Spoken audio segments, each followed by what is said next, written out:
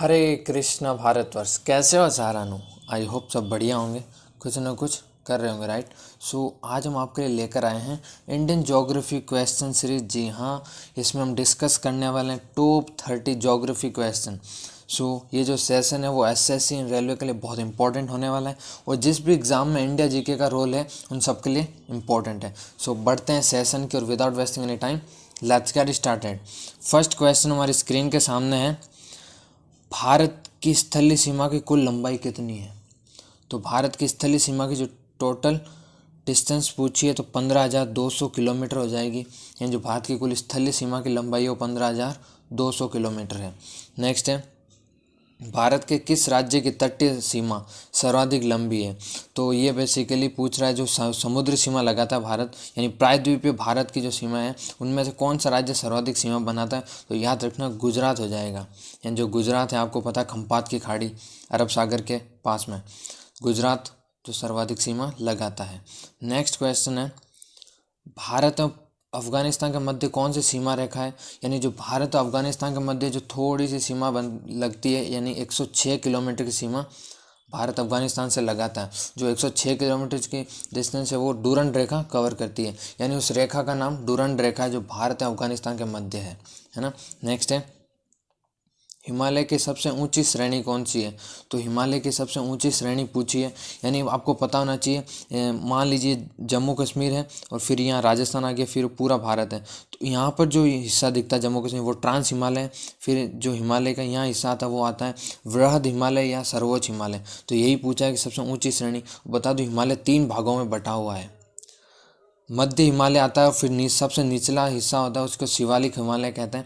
फिलहाल ऊपर का पूछा है, सबसे ऊंची श्रेणी पूछी तो याद है सर्वोच्च हिमालय भी कहते हैं उसे, वृहद हिमालय भी कहते हैं उसे, और उसे ही हिमाद्री कहते हैं। तो 3 नाम है इसके बेसिकली, तो आपको सारे याद रखने हैं। नेक्स्ट है, लघु हिमालय शिवालिक हिमालय से किसके द्वारा अलग होता है। यानी जो लघु हिमालय है वो बीच का होता है, जो लास्ट यानी निचला होता है हिस्सा होता है हिमालय का, उसे कहते हैं शिवालिक हिमालय। तो जो लघु हिमालय मध्य हिमालय कह दो या शिवालिक हिमालय, इन दोनों के मध्य जब ये दोनों अलग होते हैं, यानी किसके द्वारा अलग होते हैं, इन दोनों में जब गैप किया जाता है तो पता चलता है वो मेन बाउंड्री फॉल्ट के द्वारा ये दोनों अलग होते हैं, राइट। Main boundary fault. अगर पूछे वृहद हिमालय और लघु हिमालय तो याद रखना मेन सेंट्रल थ्रस्ट हो जाएगा, राइट। मेन सेंट्रल थ्रस्ट ऊपर के दो, और जो मध्य लघु शिवालिक का पूछा तो मेन बाउंड्री फॉल्ट इसका आंसर होगा, राइट। नेक्स्ट है, सैडल पीक पर्वत चोटी कहाँ स्थित है। जी हाँ, सैडल पीक पर्वत चोटी का यहाँ पर पूछा है तो पता होना चाहिए उत्तरी अंडमान में स्थित है। और सैडल पीक की अंडमान निकोबार द्वीप समूह की सबसे ऊंची चोटी याद रखें, इसकी जो पूछी जाती है ऊंचाई कितनी अक्सर पूछ ली जाती है 730 मीटर है। ये जरूर ध्यान रखें, उत्तरी अंडमान में स्थित है। नेक्स्ट है, नर्मदा नदी का अंतिम मुहाना कौन सा है। तो पता होना चाहिए जो नर्मदा नदी है वो कहाँ पर जाकर गिरती है। इस क्वेश्चन को थोड़ा सा ऑल्टरनेटिव ऐसा पूछा जा सकता है कि नर्मदा नदी कहाँ पर जाकर गिरती है, अंतिम मुहाना कौन सा है, अंतिम स्थान कौन सा है। तो याद रखना खंपात की खाड़ी, यानी खंपात की खाड़ी में जाकर गिरती है। अगर कावेरी नदी पूछता है या कृष्णा नदी या गोदावरी नदी तो याद रखना उनका जो आंसर होगा बंगाल की खाड़ी। नेक्स्ट है, गोदावरी नदी की कुल लंबाई कितनी है। तो गोदावरी नदी की जो कुल लंबाई है वो है 1465 किलोमीटर। इसलिए गोदावरी नदी को दक्षिण भारत की गंगा कहा जाता है।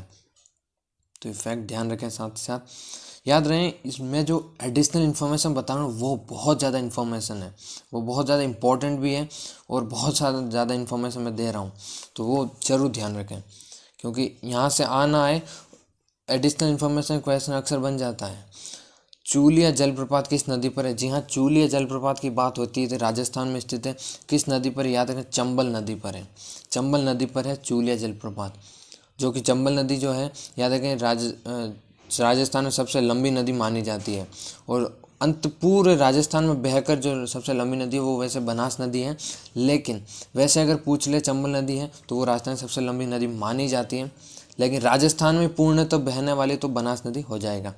खैर नेक्स्ट है, खुरपाताल झील। जी हाँ, खुरपाताल झील जो है वो है उत्तराखंड। राकसताल झील भी उत्तराखंड हो जाएगा। नेक्स्ट है, भारत के किस राज्य में कपास का सर्वाधिक उत्पादन होता है। तो भारत का कौन सा राज्य सर्वाधिक कपास का उत्पादन करता है, वो होता है गुजरात, राइट। नेक्स्ट है, सिंधु नदी। जी हाँ, सिंधु नदी कहाँ पर गिरती है। One of the most important question. नदियों से अगर क्वेश्चन आता है तो यहाँ से अक्सर पूछा ही जाता है, नदियाँ कहाँ पर गिरती है, उद्गम स्थल या टोटल इनकी लंबाई कितनी है, ऐसा पूछा जाता है। तो फिलहाल हम डिस्कस करेंगे अरब सागर की, यानी सिंधु नदी जो अरब सागर में गिरती है। नेक्स्ट है, तो सिंधु नदी है जो भारत और पाकिस्तान के मध्य सीमा बनाती है, याद रखना बहुत इंपॉर्टेंट है। पूछा जाता है अक्सर कि कौन सी नदी है जो भारत और पाकिस्तान के मध्य सीमा बनाती है, तो वो है सिंधु नदी। नेक्स्ट है, बादामी क्रांति का संबंध किससे है? तो बादामी क्रांति यानी क्रांति है जो कृषि से संबंधित क्रांति है, वो बहुत इंपॉर्टेंट होती है, अक्सर पूछ ली जाती है। फिलहाल बादामी क्रांति पूछी है, तो इसका आंसर हो जाएगा मसाला उत्पादन। जी हाँ, मसाला उत्पादन जो है वो बादामी क्रांति से संबंधित है। नेक्स्ट है, भारत का कौन सा राज्य लिग्नाइट का सबसे बड़ा उत्पादक है? तो लिग्नाइट का सबसे बड़ा उत्पादक आप सबको पता होना चाहिए, तमिलनाडु है।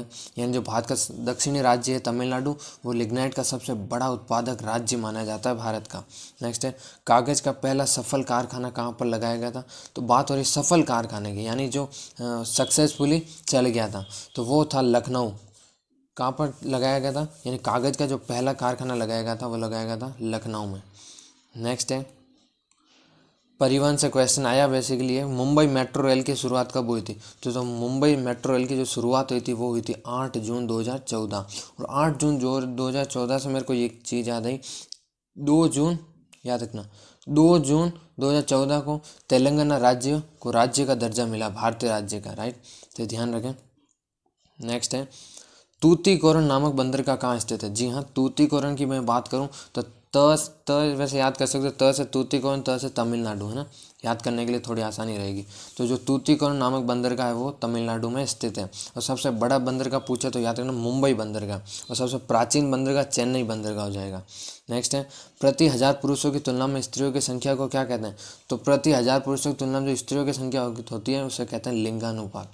अक्सर नाम सुना होगा, जनगणना में आता है ये लिंगानुपात। नेक्स्ट है, तवा परियोजना कहाँ स्थित है? तो तवा जो परियोजना है वो हो जाएगी मध्य प्रदेश में। जी हाँ, तवा परियोजना मध्य प्रदेश में स्थित है। अगर पूछे चंबल परियोजना, तो ये क्वेश्चन अक्सर बनता है कि चंबल परियोजना किस नदी पर स्थित है? तो याद रखना चंबल परियोजना चंबल नदी पर स्थित है। नेक्स्ट है, इंदिरा गांधी अभ्यारण्य कहाँ स्थित है? तो जो इंदिरा गांधी अभ्यारण्य है वो है तमिलनाडु में स्थित। कहाँ पर? तमिलनाडु। लेकिन एक अदर इम्पॉर्टेंट फैक्ट ध्यान रखें कि इंदिरा गांधी जो अंतर्राष्ट्रीय हवाई अड्डा है वो नई दिल्ली में हो जाएगा, लेकिन इंदिरा गांधी अभ्यारण्य तमिलनाडु में। तो कई बार आप खुद का माइंड ना लगाएं कि इंदिरा गांधी अभ्यारण्य वहाँ है तो अंतर्राष्ट्रीय हवाई अड्डा भी वहाँ हो जाएगा, लेकिन नहीं, थोड़ा सा यहाँ पर आप ध्यान रखें, कन्फ्यूज कर सकता है। मिरिक नामक पर्वतीय नगर, जी हाँ, मिरिक नामक पर्वतीय नगर कहाँ स्थित है? तो वो हो जाएगा पश्चिम बंगाल। यानी मिरिक नामक पर्वतीय नगर पश्चिम बंगाल में स्थित है। माउंट आबू राजस्थान में स्थित है। नेक्स्ट है, हिमाचल प्रदेश की राजधानी का क्या नाम है? तो जो हिमाचल प्रदेश की राजधानी है वो शिमला है। और याद रखना इसकी दूसरी जो राजधानी हो जाएगी धर्मशाला। काफ़ी इंपॉर्टेंट, कईयों को पता भी नहीं होगा, हिमाचल प्रदेश की 2 राजधानी है, मुंबई की भी, सॉरी, महाराष्ट्र की भी 2 राजधानी, एक मुंबई है दूसरा नागपुर है, ध्यान रखें। वो अब तो उत्तराखंड की भी 2 राजधानी बन चुकी है, ग्रीष्मकालीन राजधानी गैरसैंण हो चुकी है, तो काफ़ी ध्यान रखें। नेक्स्ट है, वैसे ही करंट का टॉपिक है, पृथ्वी का शहर किसे कहा जाता है? पृथ्वी का स्वर्ग है, बेसिकली शहर नहीं है, याद रखें पृथ्वी का स्वर्ग है, थोड़ा सा मिसप्रिंट हो गया। जो पृथ्वी का स्वर्ग पूछा तो याद रखना श्रीनगर, यानी जो पृथ्वी का स्वर्ग श्रीनगर। अब देखो पृथ्वी का स्वर्ग इसलिए कहा जाता है क्योंकि सबसे सुंदर वादियाँ, झरने, बहुत ही शानदार हरियाली देखने को मिलती है, एक तरह से स्वर्ग का आभास होता है, इसलिए पृथ्वी का स्वर्ग कहा जाता है श्रीनगर को। नेक्स्ट है, भारत की सबसे बड़ी कृत्रिम झील कौन सी है? तो भारत की सबसे बड़ी कृत्रिम झील है गोविंद वल्लभ पंत सागर। जी हाँ, गोविंद वल्लभ पंत सागर जो झील है भारत की सबसे बड़ी कृत्रिम झील है। दूसरी सबसे बड़ी पूछे तो याद रखना जयसमंद, जो कहाँ पर है? उदयपुर राजस्थान में। उदयपुर को बेसिकली राजस्थान में झीलों की नगरी कहा जाता है, तो ध्यान रखें। नेक्स्ट है, कृष्णा नदी का उद्गम स्थल कौन सा है? तो जो कृष्णा नदी उसका उद्गम स्थल जो है वो है महाबलेश्वर। महाबलेश्वर के निकट एक पश्चिम घाट है, वहाँ से ही निकलती है। और बता दूं, सिंपल वे में ऐसे भी पूछा जा सकता है कि कृष्णा नदी का उद्गम स्थल कौन सा है, तो वहाँ पर ऑप्शन राज्यों के तौर पर हो सकता है, महाराष्ट्र, गुजरात, राजस्थान और पश्चिम बंगाल, तो वहाँ पर आपको महाराष्ट्र करना है। यानी ये जो कृष्णा नदी है वो महाराष्ट्र से निकलती है, यानी महाबलेश्वर कहाँ पर है, महाराष्ट्र में। नेक्स्ट है, जनगणना 2011 के अनुसार भारत के किस राज्य की जनसंख्या घटी है? जी हाँ, बढ़ी नहीं है। अब देख लो, एकमात्र राज्य भारत का नागालैंड, जहाँ की जनसंख्या वो घटी है। नागालैंड एकमात्र राज्य काफ़ी इंपॉर्टेंट है, खुद में चौंकाने लायक है कि ऐसा क्यों हुआ, इसका कोई ना कोई रीज़न ज़रूर होगा। नेक्स्ट है, कुंभलगढ़ अभ्यारण्य कहाँ स्थित है? तो कुंभलगढ़ अभ्यारण्य बेसिकली कुंभलगढ़ राजस्थान में।